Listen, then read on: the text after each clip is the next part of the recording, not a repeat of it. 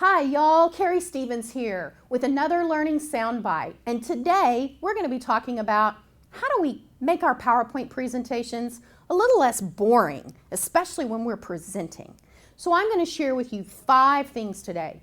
First of all, we're going to talk about reading, then it'll be cueing, then it's light, PowerPoint as a tool, and finally, how do you read the room?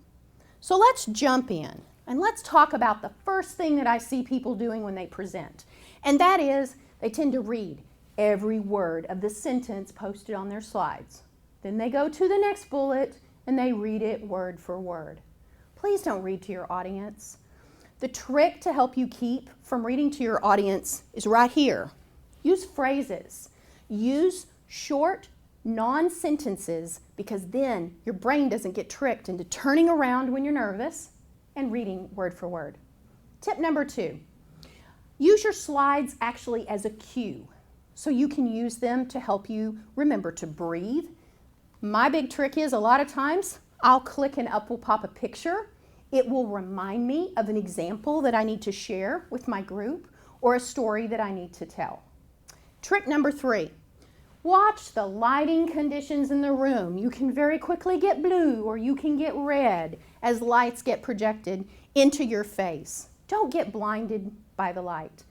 The way to avoid that, position your body so that you're not in direct sight of the light. And a lot of times it helps because you're also not blocking your slide. Let's talk about tip number 4. PowerPoint is a tool. It is not your presentation. So try to avoid standing behind a podium, hiding down behind it, gripping onto it. Realize that you're there with your audience to have a conversation, and step out and join them and invite them to hear what you have to share. Tip number 5, let's talk about how do we set things up and make sure we are ready to own that room. Well, one of the key things that we often do is we don't check out whether we have the right version of PowerPoint, whether or not we're using a Mac and we have to have extra cables. So give some thought to the actual technology tools that you use. Look around the room when you go in. Do they have chairs in awkward places? Move it. Make it your own. Whether you're in a classroom or you're in a boardroom like this setting, be sure to own your own space. And then finally, I want you to think about backup plans. Have you practiced this? Are you prepared? Because that will really make you a very competent PowerPoint speaker. So let me end by just reminding you that you are the presenter.